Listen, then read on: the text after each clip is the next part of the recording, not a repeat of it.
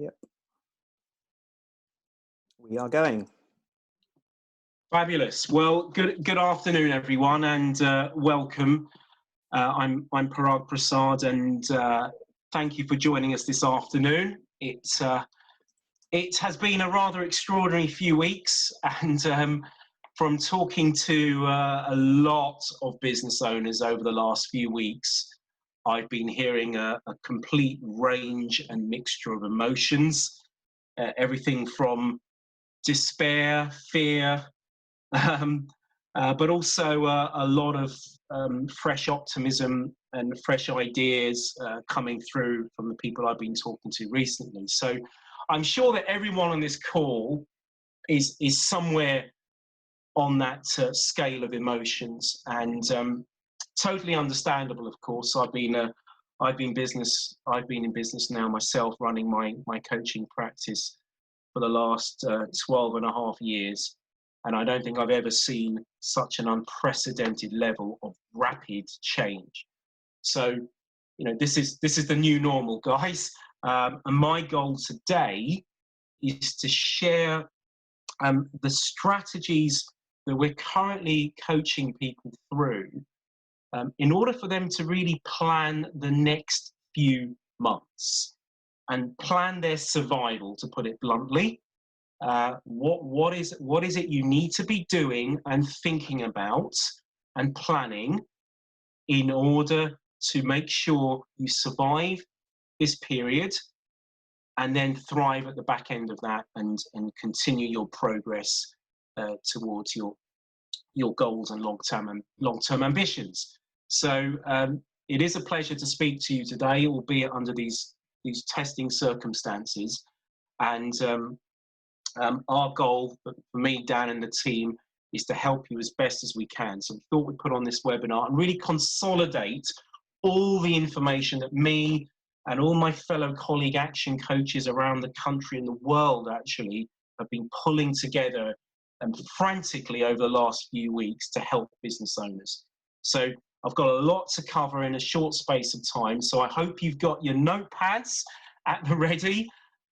Please do take notes. Some of this stuff I hope you're already doing already. I'm sure you've heard about some of these strategies and you're using them. Some of them you haven't. So as ever with the guys I'm coaching, the goal today is for you to take away from this whatever you know that you need to do to put some changes in your place as quickly as put some changes in place in your business as quickly as possible. So that is the focus.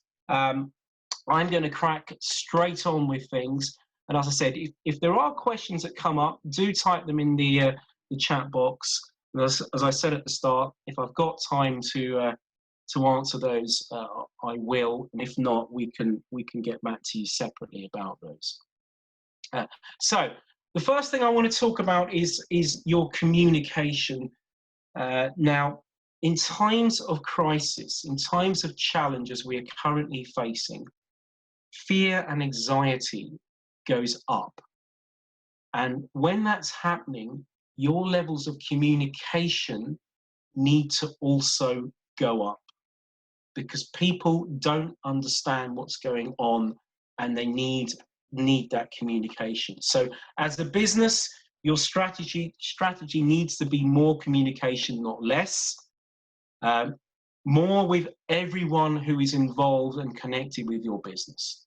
Of course, that means your team.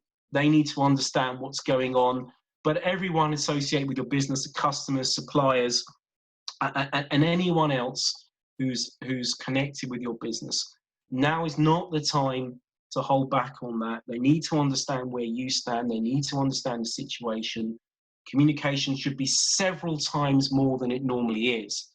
And especially now that people are just starting to get their heads around what's really going on here. You're the leaders in your businesses, and people need leadership at the moment. They need leadership from you. Your team needs to understand, where are you going with this? What is your plan? The first thing we're getting people to do is to come up with a plan. Move them away from panic and move them to a plan of what needs to happen next. So go back to your vision, your goals. What is it you're striving to achieve here? Of course, in this short term, the next 3 months, what is it you need to do? You should be telling people that. But they need to see there's some momentum. They need to see there's a future. They need to see, right, what are you doing about things? What are we doing with our customers? What are we doing with managing our suppliers? What are we doing with all of those people?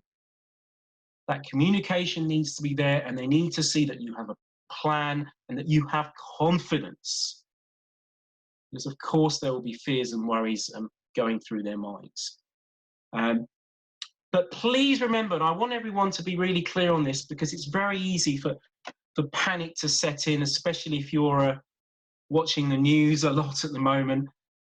This will pass, of course. It is in its nature that it's going to be short term.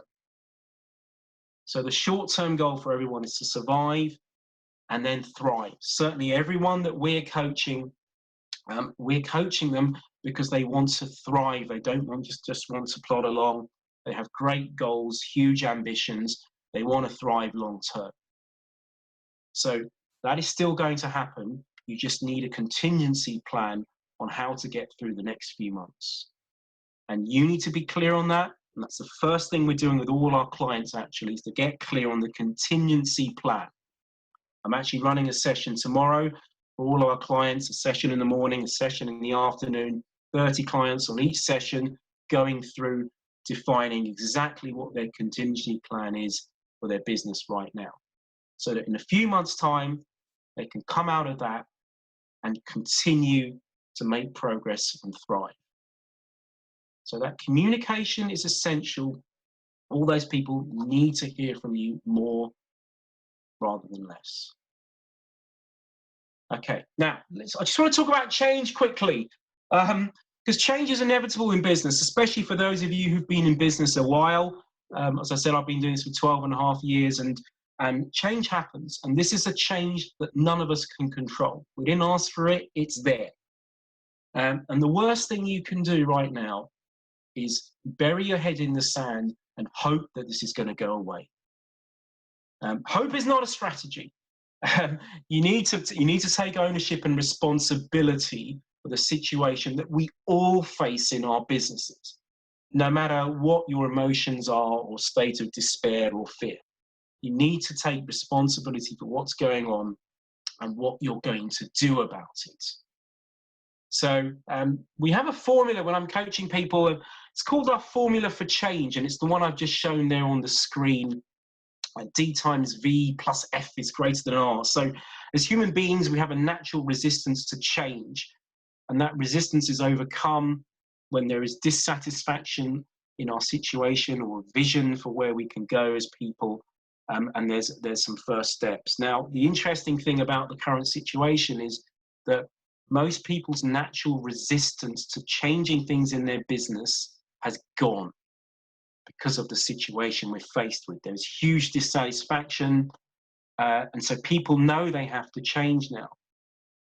So the piece of that equation that's actually missing for most people is the F, and the F stands for first steps. So the thing that a lot of people are missing now, they know they need to change, they know they need to do something, they just don't know what to do. So they need those first steps. And that's what I'm highlighting this morning. And that's what Dan and I and the team are coaching people through right now.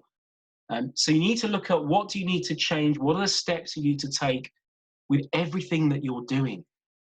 You know, we're in a new normal now. And so your products and services may, and certainly for a lot of you on this call, will need to change and adapt.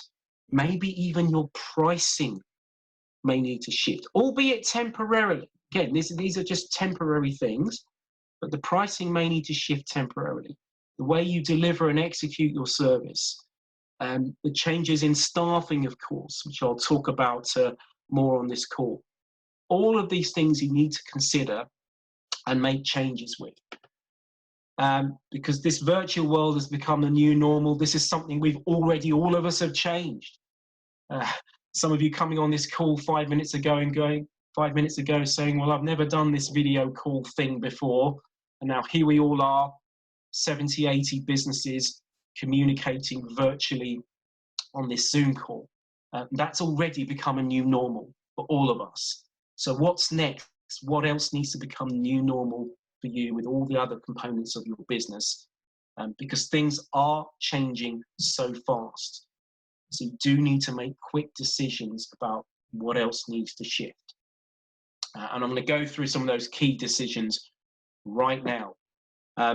One of those, of course, is how you manage your people.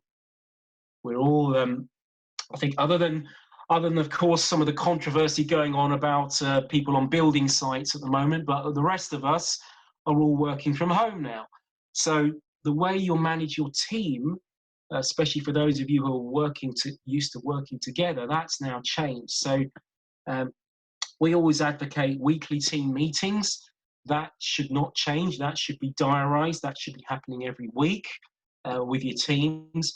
But some other things you need to be thinking about. The daily huddle, as a lot of businesses call it.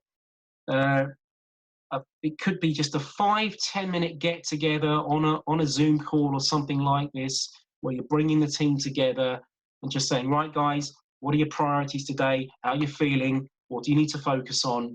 Let's go. Really quick, snappy session, so everyone's clear, everyone's engaged, everyone's energized. Off you go.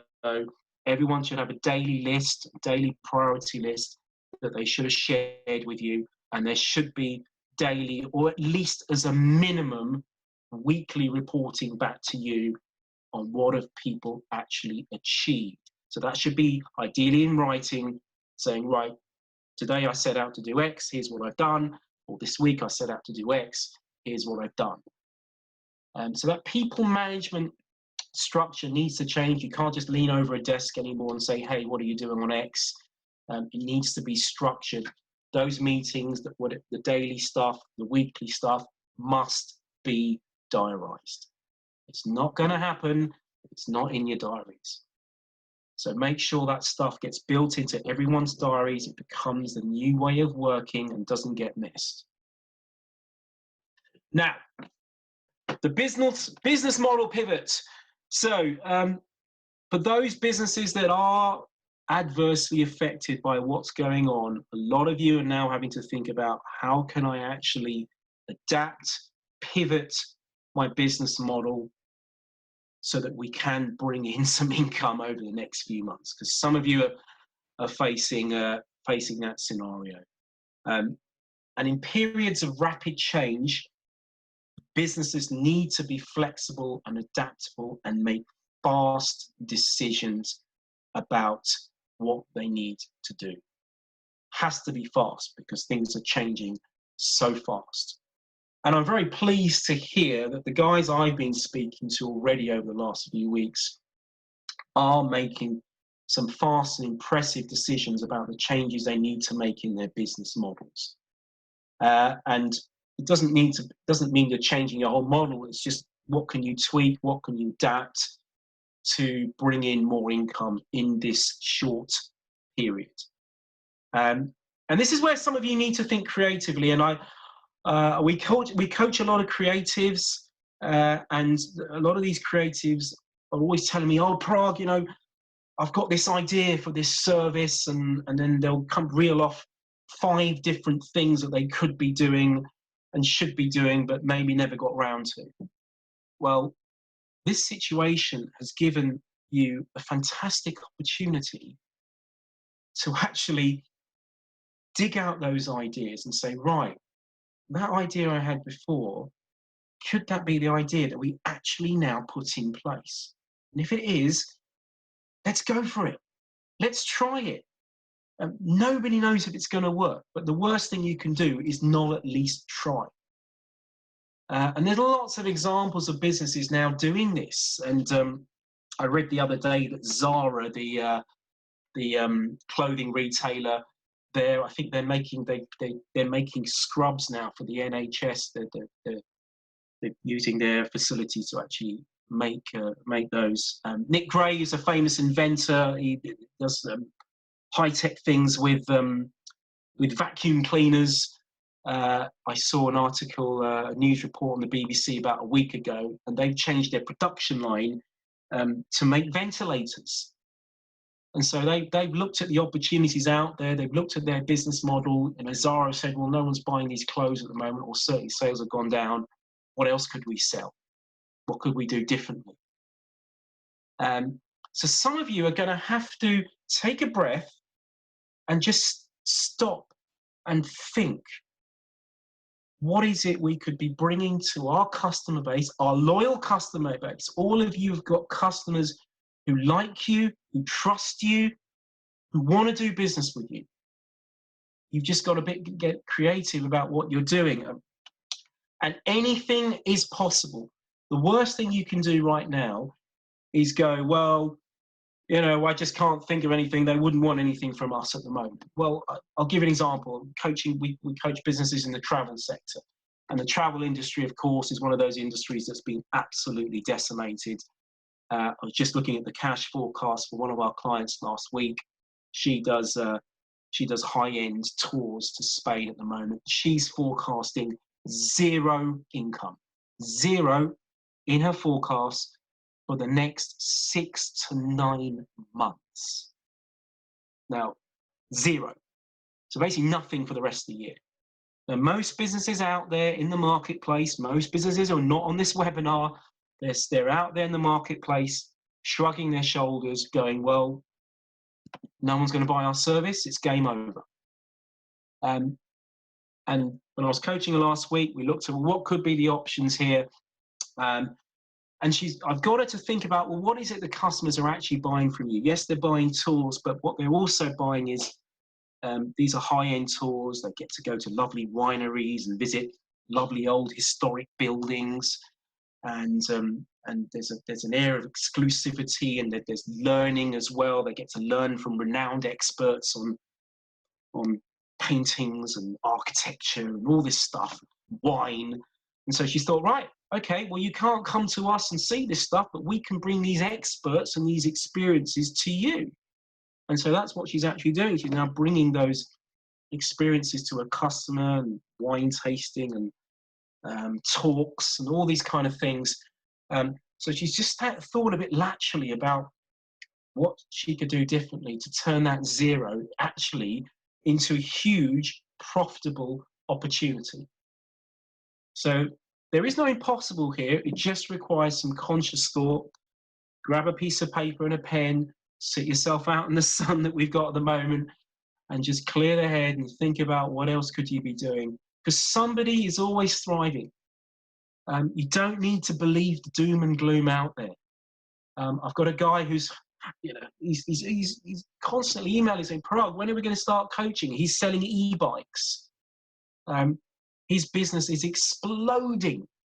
I mean, in fact, he needs coaching because he's growing really, really fast, and he doesn't know what to do next because there's so much demand and there's so much scale he's got to build into his business. So there are opportunities out there for those who think differently and adapt. Okay, so get your creative hats on for those of you who need to do that. Because it is a question of how you can sell that toilet paper. What can you sell that people are going to clamour for at the moment? Okay, now let's talk about money. Let's talk about cash, of course, because this is something that all of the people I've been talking to have obviously need to be thinking about and planning. So, as business owners and leaders, you need to be making numbers-based decisions. And the challenge for many of you is that when you're in that state of panic and fear, the chimp takes over. Now, the chimp is your emotional brain. It's what they call the limbic system. It's your emotional center. And the chimp is a term from the book, The Chimp Paradox by Steve Peters. And basically, when as human beings when our chimp brain is firing, we can't think logically, and we end up making irrational, emotional decisions. And they are not the best decisions that you should be making at the moment. Decisions you're making about whatever it is you need to decide at the moment should be based on numbers and data. So the first most important number you need to look at is your cash flow. So we always advocate this with anyone we're coaching. You need a cash flow forecast. Right now, it needs to be bang up to date. The guys I've been speaking to and we're coaching, there's an architect's practice I'm coaching at the moment. They were doing monthly cash flow updates. He's now doing daily cash flow updates because so many things are changing so quickly for him. Projects are stopping, projects may be restarting, income may or may not be coming in, the situation's changing every day, different things he's doing with his staff. He's literally updating things every day, but that should be your number one business management tool for how you run your business. The cash flow forecast. What is that telling you about how your cash balance is going to change and move going forward? And of course, it's a forecast. It's not going to be right, but you should be looking at that, modeling different scenarios. You should have an expected scenario. You should have a what if it all goes to pot? What's our absolute worst case scenario? There should be at least 2 different scenarios built in there, so you can start to look at that and go, right, what is it we really need to do there? Here? Is it as bad as we think? Is it not as bad as we think? What do the numbers tell us? So the cash forecast is king. Now, you also need to look at your debtors. A lot of the people I'm talking to at the moment have got significant outstanding debtor balances. And for those of you that do, the assumptions that you're making about your debtors need to be changed. So you may have long-standing customers who are good payers, they always pay you, and your relationship's good, and you're like, great, they're going to pay. Do not assume anything. Do not assume anything about your debtors. You need to be communicating with your debtors. That does not mean emailing them. That means somebody, either it's you or somebody with the skills and the know-how in your team, needs to be on the phone to your debtors. They need to be finding out what's the situation in their business, what's their process for payment, who's going to make the payment, when will that payment be made, is there anything else that they need from you? But also, the other benefit of picking up the phone and talking to someone is that you can understand more about their situation. You can empathize with their situation if necessary. The chances are they're going through what we're all going through. So do not sit back and assume your debtor balances are going to be paid. I think that's a horribly naive mistake. You need to be all over that and talking to the people who are going to make sure you're being paid. Anything you can do to get more cash up front from customers is going to be really important. And I always advocate this strategy no matter what the situation in business, and I always get resistance from business owners. Oh, Parag, people don't want to do that. You know, they don't do business that way. It's not the way it's not in their terms. It's not how they do business. Well, that's all changed. That's all gone out the window. You need to be able to negotiate with the people that owe you money or that will owe you money. How much can you get up front? And can you actually incentivize them to pay more money up front? Especially those of you who deal with long-term contracts, you know, the engineers on this call, the architects, the construction. How can you incentivize people to get more money up, to pay you more money up front? There will be people who will take that deal. There always is. But you get what you negotiate. So you need to be thinking about how can I collect more money up front. Credit as well. Of course, there's credit out there. The banks are lending credit, other credit brokers. So if credit is being offered to you or extended or increased, you should certainly look at taking that if it's there for you and you need it. Also look at renegotiating. So look at your suppliers, look at the contracts you've got. A lot of you maybe have sat on this and not done anything about it when times were good. Well, this is a good time now to look at what can be negotiated. There's some great deals to be had if you actually bother and have those conversations. So think about everything that can be renegotiated and extended and payments deferred. Of course, The HMRC are doing that with tax payments at the moment. And so if you need that, you should get on the phone to the HMRC straight away.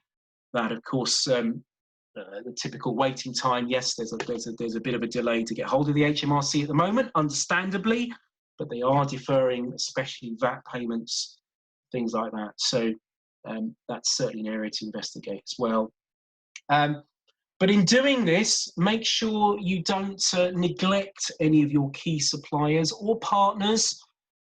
These are the people who are going to be there for you when you come out the back of this and thrive. So if you do need to delay or defer payments to people, please, please, please communicate with them. Don't leave them in the lurch. Don't let them down. Explain your situation. Again, find out about their situation. You need to communicate and maintain relationships with these people. These are people who you're heavily reliant on. The partners could be people who are referring you business or outsourcing business to you. This is not the time to let those people down. So again, communication is absolutely key with those stakeholders. Okay, the team. Right, so the next area to think about is your team and what are the changes you need to make there. Now, of course, a lot has been talked about recently about the government schemes that are out there. Furlough, of course, being the big one, the 80% rebates for salaries. Now, all of the information is available, of course, on the gov.uk website. Now, is there a lot of fine print around these government offers? Yes. Will you or people in your team have to invest some time to learn this stuff and understand how it all works? Yes. And yeah, it is what it is. So if you need to take advantage of those schemes, make sure you are actually putting the time in to learn how it works, the application process, how it's all administered. I know a lot of people are talking to accountants who are helping them with this kind of stuff, but it is going to take time. I do not want businesses relying on the government to be their saviors. I think it's obviously going to help, but I think the big bit of feedback I'm getting is that these schemes are going to take time. They're not even set up yet. And the government obviously has a lot of people, a lot of businesses to process and work through. So this stuff is going to take time. No one knows how long it will take, but it could take months. And if you've got a few months to maintain your cash flow, you cannot rely solely on these schemes to prop up your business. So you need to be looking at all of these areas that I mentioned on cash flow and more, to make sure you get through this period. And one of the strategies, of course, could be to talk to your team about reduced pay in hours. Again, a lot of businesses are doing this at the moment. And again, if you've got an engaged workforce who understand the situation, then this is a strategy that's being successfully put in place for businesses. Now, of course, you want to keep your people. You want to keep good people. This is temporary, and you are going to come out of this. So you want to make sure you keep the right people, even if it is on 80% or 70% or 60% of what they are now. You want to keep as many as you can.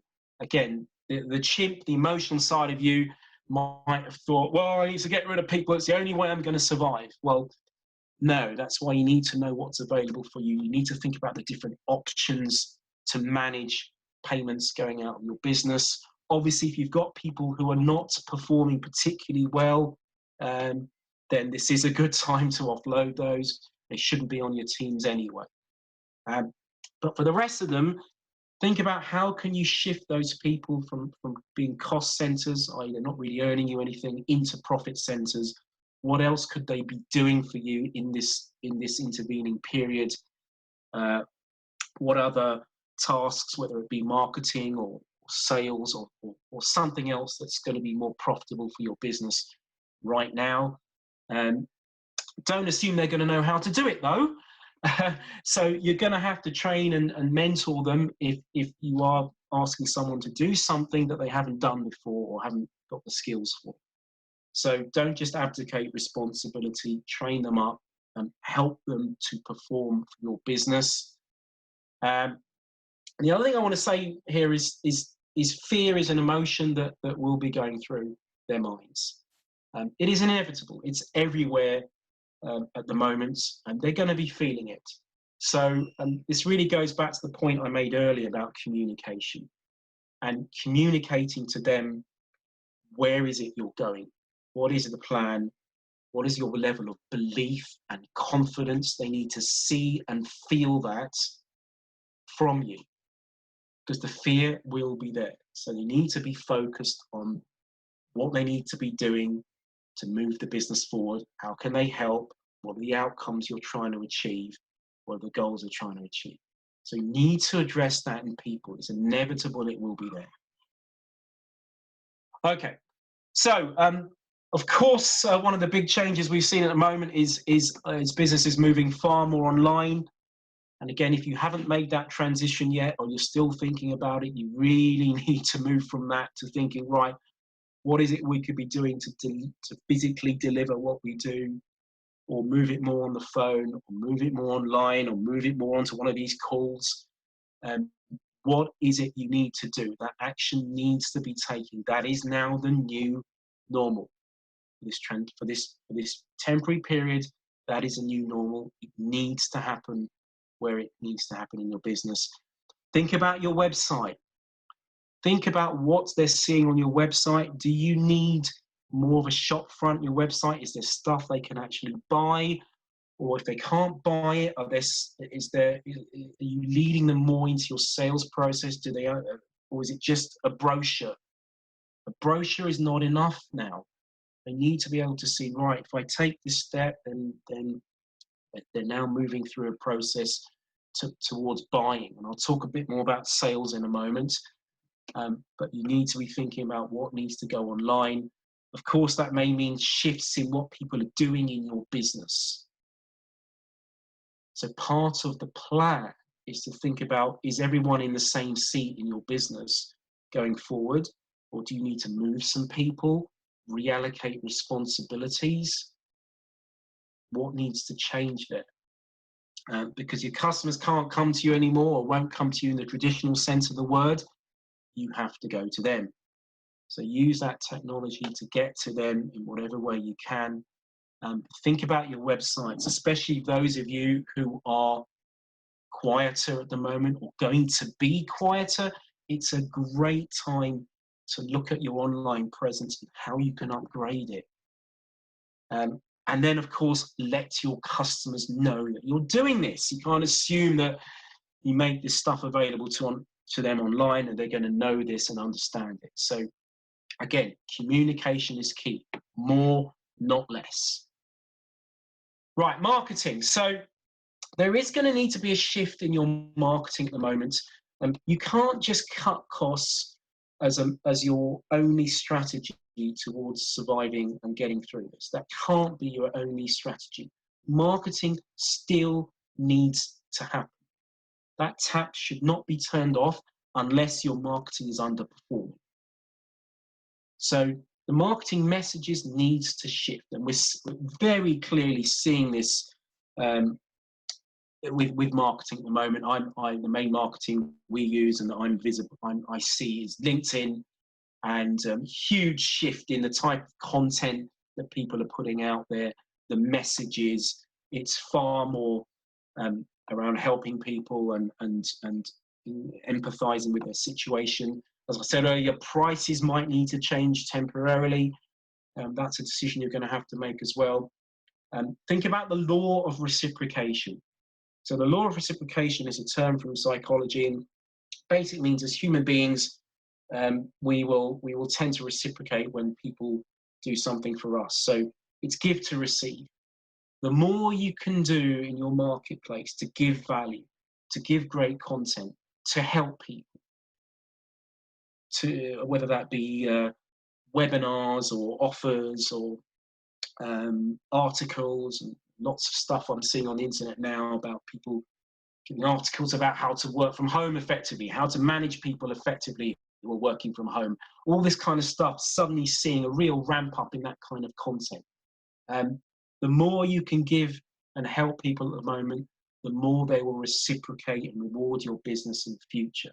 But that's where your marketing needs to be. It can't just be the old messages and just pushing your product. So marketing, of course, has gone virtual. So this is where social media comes into play, and I know a lot of you are already using it. A lot of you aren't, your online virtual presence needs to be there. That's where most people are looking at their marketing at the moment. They're sat at home, a lot of them not got much else to do. The use of social media and online marketing is only going up. How can you make engaging content that can go viral, i.e. it's helpful, it's engaging, people want to share it. People want other people to see it and benefit from it. What could you be doing?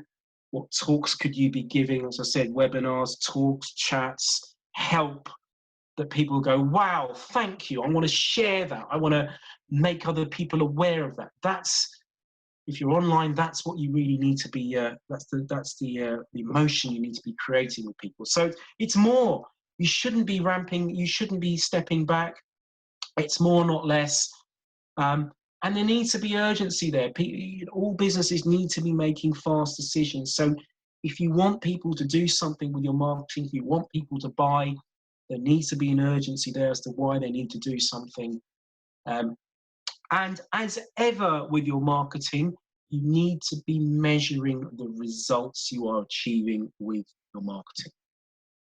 So we call that test and measuring, looking at your customer acquisition costs. How much are your ads costing you? What levels of engagement is your content getting? How many leads, new leads, are you actually getting from your marketing, and from which channels? That is essential to understand. Which channels are most successful for you? You've got to measure that stuff. Because if you know what's working, you can focus more of your energy on the channels and the campaigns that are working and less on the stuff that isn't. So those measurement systems are going to be critical. And then, of course, you need to talk about sales. Sales with compassion. So, yeah, the tone needs to change, and because of this new reality we're living in. So there are some companies out there who are getting it horribly wrong, and they're just pushing their services and products just as they were before, and they are getting slated online.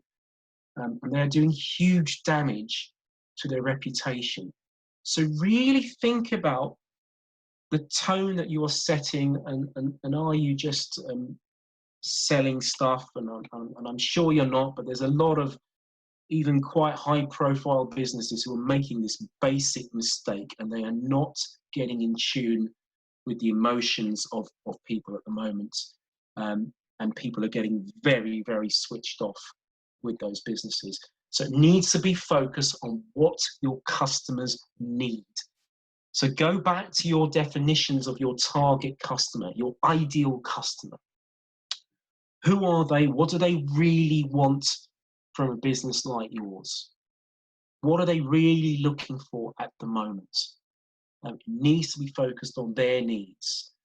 Go back to your why. Start with why. The famous TED Talk from Simon Sinek that talks all about how you engage your teams and your customers by talking about why you do what you do, not what. So go back to that. Go back to your reasons for why you exist, the purpose. What need are you fulfilling in the world? What is the higher purpose other than just selling what you do? Go back to that. People will engage with that. That's why they will buy. So that can be a big part of your marketing, to really talk about that. And building those relationships is absolutely critical at the moment. So people will buy if the relationship is there and the trust is there. So having those conversations, finding out what people's needs, selling softly.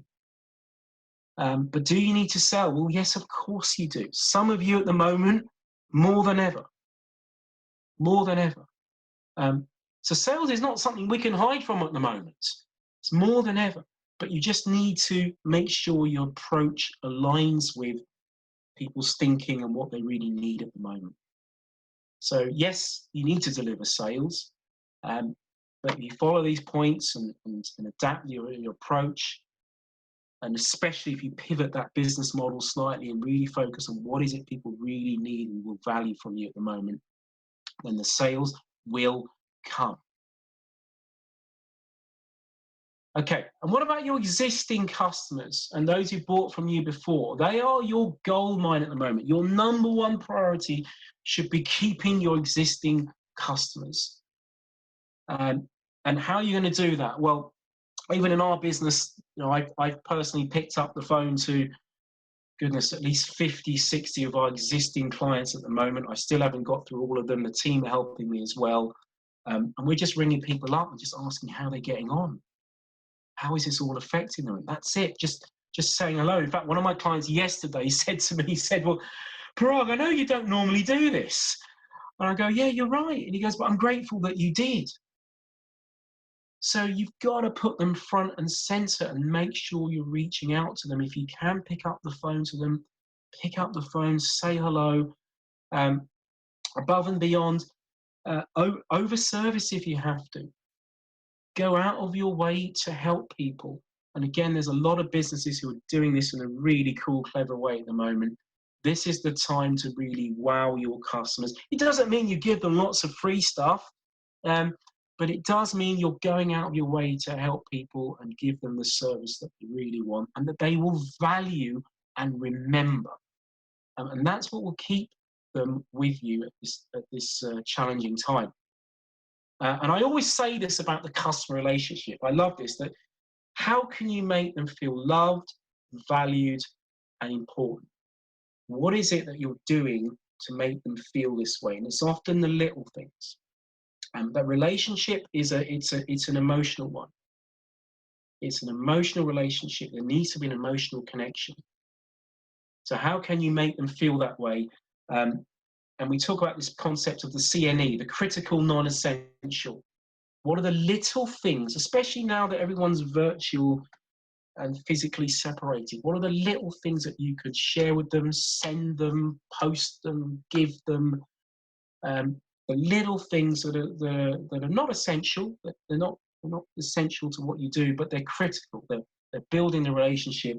They're making them feel valued and important. Because raving fans is what you're after. Raving fans, anyone who we've coached will be familiar with that term. The raving fan is your ultimate customer. They love you, they love what you do, they keep buying from you. And those guys are the source of your ultimate profit in the business. They keep coming back, they keep buying, they keep referring. So the more you can wow your customers at the moment, the more fans you will create who will keep coming back. In fact, they'll never leave you, and they will really drive the profit in your business. Okay, mentality. Let's talk about your headspace. These are challenging times. As I said, emotions are all over the shop at the moment. Where's your head at? You need to be thinking clearly. That's easier said than done. And I love this quote, by the way, from Kennedy. But some of you will be worrying, and the best piece of advice I can give you about worrying is it's not going to get you anywhere. To worry, I love this quote, to worry is to pray for what you do not want. So how do you move away from worry? Well, the first thing is having a plan. Rather than saying, well, I don't know what's going to happen. Well, a plan gives you a level of clarity. Just talking to one of my engineering clients this week, and he said last week, Parag, we were panicking. We were in panic. We got 6 figures worth of contracts, all stopping. And he was in panic. And he said, now at least we've got some clarity in what we need to do, and I can breathe again. I can breathe again. I know what we've got to do. And he said, I know we're going to get through this. Even though his cash flow looks very precarious, but we both could see now how we can get through this. So we need to move from worrying to plan. Daily rituals. So that starts with self-management. Are you looking after yourselves?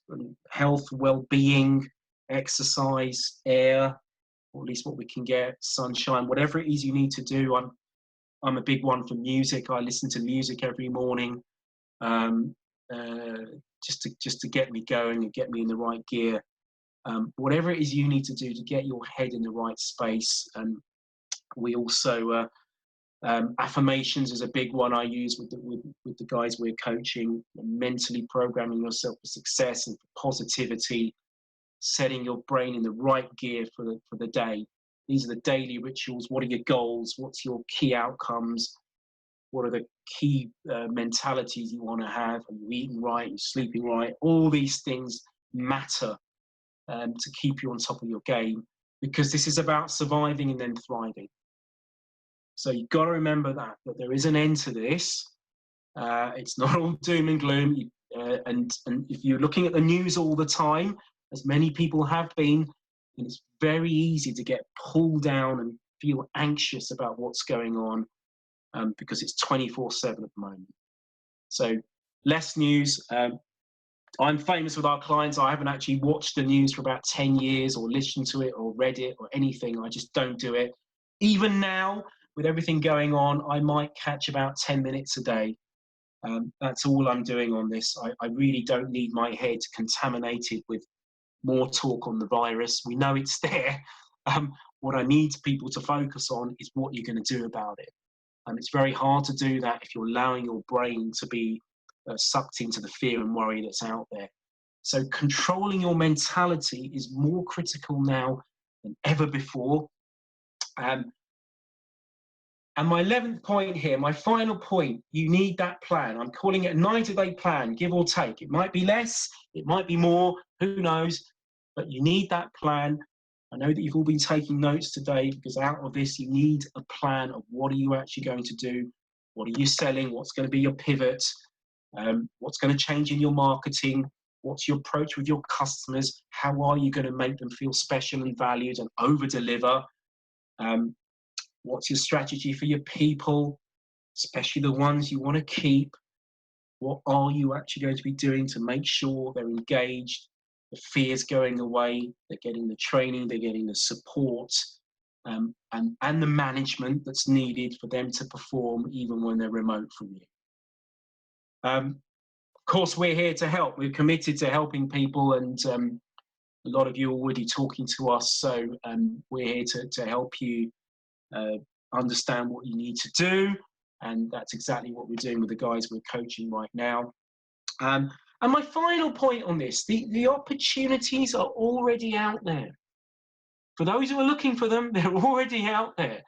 I know people who are now suddenly putting money into the stock market, because the stock market's taken a massive hit. And the one thing we know about the stock market is every time there's a downturn with things like this, there's always an upside thereafter. Opportunities are coming for businesses. Industries are being shaken up. Competitors will be disappearing. Competitors will be bought.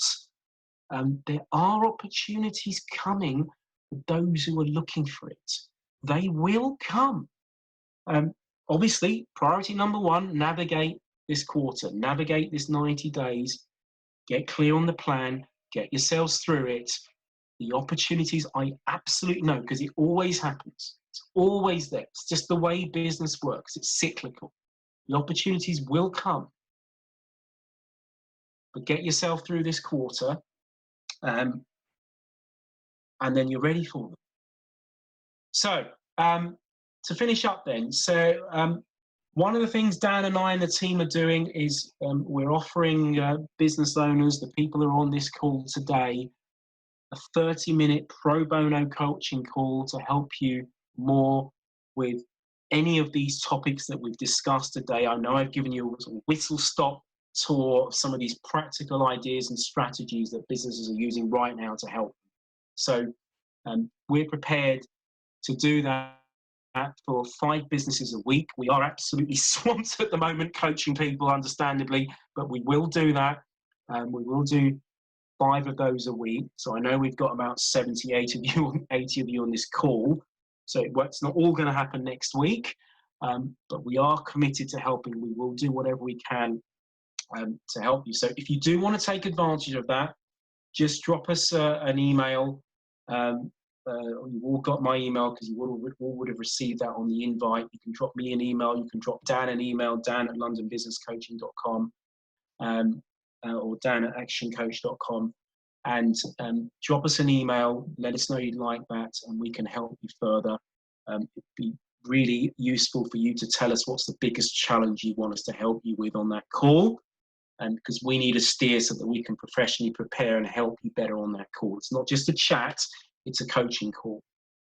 You need a plan, as I've hopefully got that message over to you today. You need that plan. Your team need that plan. Everyone needs to understand where you're going with this. So it's what we're doing with our clients. And for those of you who want help with that plan, we can do that as well. If not, get your own plan clear with yourselves and your team. And the other thing I want to make sure you do is be clear on at least 5 ideas and strategies from today on this call that you can take action on and implement as soon as possible. You need to be clear on that. The worst thing you can do if you've got value from this call is walk away, go back to what you're doing, lose your notes or forget about them and not take action on them.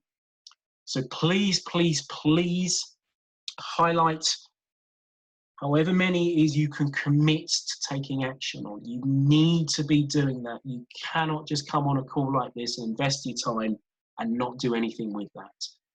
So with that, I thank you for your precious time, and I really hope that's been useful for you all.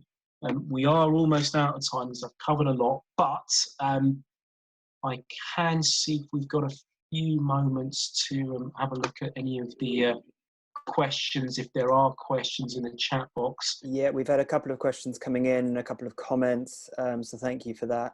Lots of thank yous, fabulous. Lots of thank yous. While we were talking about the finances, which that payment deferral is automatic, so you only need to call HMRC for the time. Sorry, just say that again, Dan. What was that one? That payment deferral is automatic, so you only need to call HMRC for the time to pay arrangements for PAYE. Thorfinn said that loans may not require personal guarantees for anyone who's interested. It differs by bank, but Metro, for example, only requires a guarantee above 250k. Thank you, Thorf. I didn't know you were on the call, mate. Thank you. When we were talking about marketing, Cook, some cushy face, has said that if anyone wants to discuss going online, websites or social marketing, then his contact details are there in the comments. We do have a question here from Bahi. So Bahi is someone I spoke to yesterday. She is a dietitian or nutrition, so normally does one-to-one consultation. So her question is, if my services were premium, would you suggest reducing significantly? And is there a model I should use to reduce fees? Great question, Bahi. Good to meet you. Goodness. Well, premium, yes. You don't want to devalue your services, but there again, as I said, we're in a new normal. So I would gauge it with your customers, actually, because the thing is, nobody knows. You don't know what they're prepared to pay, but you need to gauge it with your customers. So I'd have that conversation with them, whatever your normal fees are. You need to have that conversation with them. What is their affordability? You need to be honest with them. And you might need to come up with payment plans. So maybe you can offer them that and say, well, okay, you can't pay the full fees now. Rather than just instantly discounting it, is there a payment plan you could agree with them so that maybe they're paying less for the next few months, but then that can be caught up at a future date, and you could agree that once we come out of this. So you can look at different models, payment plans, discounting,